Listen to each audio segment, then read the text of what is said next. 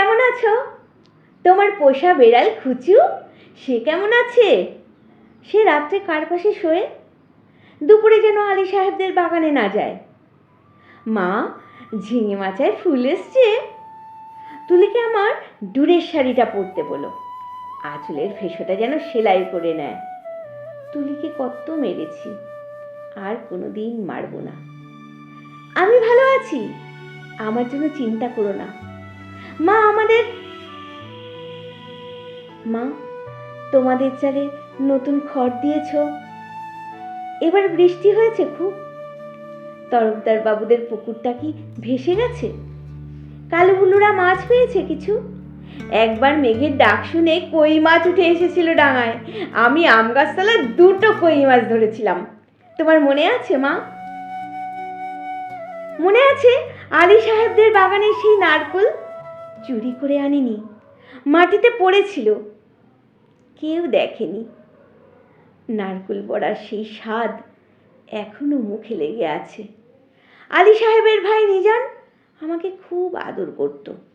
বাবা একদিন দেখতে পেয়ে চেলা কাঠ দিয়ে পিটিয়েছিল আমাকে। আমার কি দোষ? কেউ আদর করলে আমি কি তাকে না বলতে পারি? আমার পিঠে এখনো সেই দাগ আছে। আলী সাহেবদের বাগানে আর কোনো দিন যাইনি। আমি আর কোনো বাগানেই যাই না মা। সেই দাগটায় হাত বুলিয়ে বাবার কথা মনে পড়ে। বাবার জন্য আমার খুব কষ্ট হয়। আমি ভালো আছি, খুব ভালো আছি। বাবা যেন আমার জন্য একটুও না ভাবে। তুলি কি এখনো ভূতের ভয় পায় মা? তুলি আর আমি পুকুর ধারে কলা বউ রেখেছিলাম, সেই থেকে তুলির ফিটের ব্যারাম শুরু হলো। দাদা সেই কলা গাছটাকে কেটে ফেললো। আমি কিন্তু ভয় পাইনি। তুলিকে কত খেপিয়েছি। আমার আবার মাঝরাতে সেই কলা বউ দেখতে ইচ্ছে করে। হ্যাঁ, ভালো কথা, দাদা কোনো কাজ পেয়েছে। নুকুরবাবু যে বলেছিল বহরমপুরে নিয়ে যাবে। দাদাকে বলো ওর ওপরে আমি রাগ করিনি। রাগ পুষে রাখলে মানুষের বড় কষ্ট। আমার শরীরে আর রাগ নেই। আমি আর এক ফোঁটাও কাঁদি না মা। আমি রোজ দোকানের খাবার খাই। হোটেল থেকে দুবেলায় আমার খাবার এনে দেয়। যখন মাংস মুখে দিই, তুলির কথা আর কালু ভুলুর কথা মনে পড়ে। তোমাদের গ্রামে পটল পাওয়া যায় না। আমি আলু পটলের তরকারি খাই, পটল ভাজাও খাই।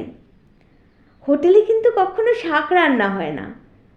তুলি আর আমি পুকুর পাড় থেকে তুলে আনতাম কলমি শাক। কি ভালো, কি ভালো, বিনে পয়সায়। কোনোদিন আর কলমি শাক আমার ভাগ্যে জুটবে না। জোর হাওয়া দিলে তাল গাছের পাতা সরসর করে ঠিক বৃষ্টির মতো শব্দ হয়। এই ভাদ্র মাসে তাল পাকলে ঢিপ ঢিপ করে তাল পড়ে। বাড়ির তাল গাছ 2টো আছে তো। কালু তালের বড়া খেতে খুব ভালোবাসে, একদিন বানিয়ে দিও। তেলের খুব দাম জানি, তবু একদিন দিও। আমাকে বিক্রি করে দিয়ে 6,000 টাকা পেয়েছিলে, তা দিয়ে একটা গরু কেনা হয়েছে তো। গরুটা ভালো দুধ দেয়। আমার মতো মেয়ের চেয়ে গরুও অনেক ভালো। গরুর দুধ বিক্রি করে সংসারে সুসার হয়। গরুর বাছুর হয়, তাতেও কত আনন্দ হয়। বাড়িতে কন্যা সন্তান থাকলে কত জ্বালা। দুবেলা ভাত দাও রে, শাড়ি দাও রে, বিয়ের জোগাড় করো রে, হাবলু মিজান শ্রীদত্তের থাবা থেকে মেয়েকে বাঁচাও রে।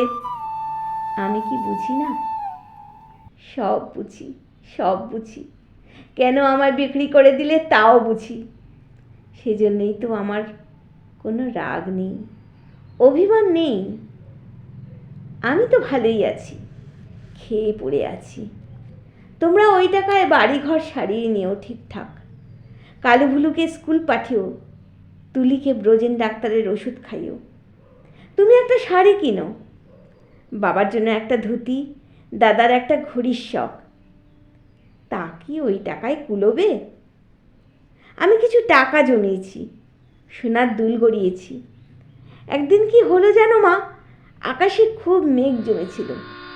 দিনের বেলার ঘুরঘুরটি অন্ধকার, মনটা হঠাৎ কেমন করে উঠল। দুপুরবেলায় চুপি চুপি বেরিয়ে ট্রেনে বসলাম।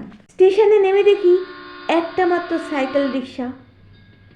খুব ইচ্ছে হলো একবার তোমাদের বাড়িটা দেখে আসি। রথতলার মোড়ে আসতেই কারা যেন চেঁচিয়ে উঠল, কে যায়, কে যায়?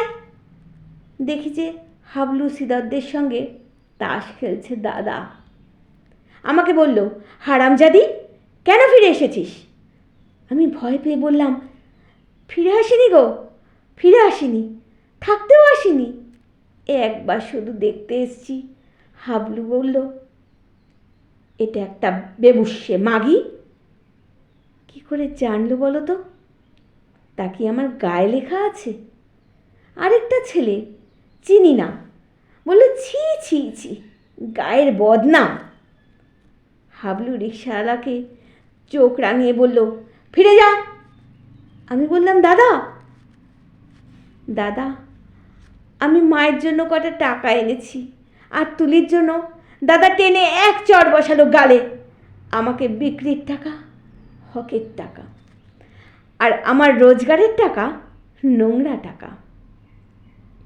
দাদা সেই পাপের টাকা ছোবে না, ছিনিয়ে নিল। শ্রীধর আমাকে দূর দূর করে তাড়িয়ে দিল। আমি তবু দাদার উপর রাগ করিনি। দাদা তো ঠিকই করেছে। আমি তো আর দাদার বোন নই, তোমার মেয়ে নই, তুলির দিদি নই।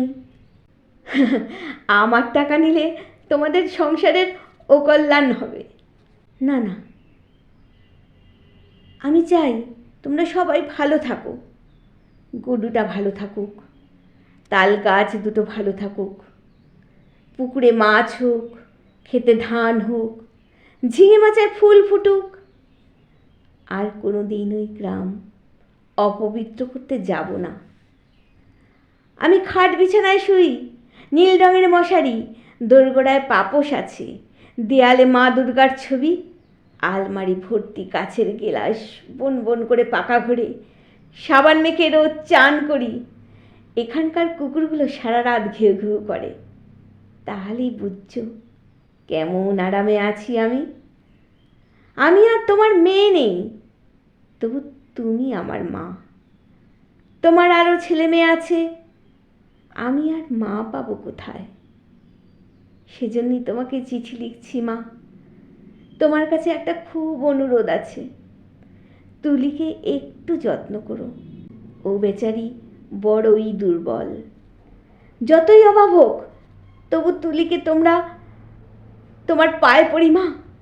তুমি বাবাকে বুঝিয়ে বলো, তুলিকেও যেন আমার মতন আরামের জীবনে না পাঠায়। যেমন করে হোক তুলির একটা বিয়ে দিও, ওর একটা নিজস্ব ঘর সংসার, একজন নিজের মানুষ। আর যদি কোনো রকমেই ওর বিয়ে দিতে না পারো, ওকে বলো গলায় দড়ি দিয়ে মরতে। মরলে ও বেঁচে যাবে মা, মরলে ও বেঁচে যাবে।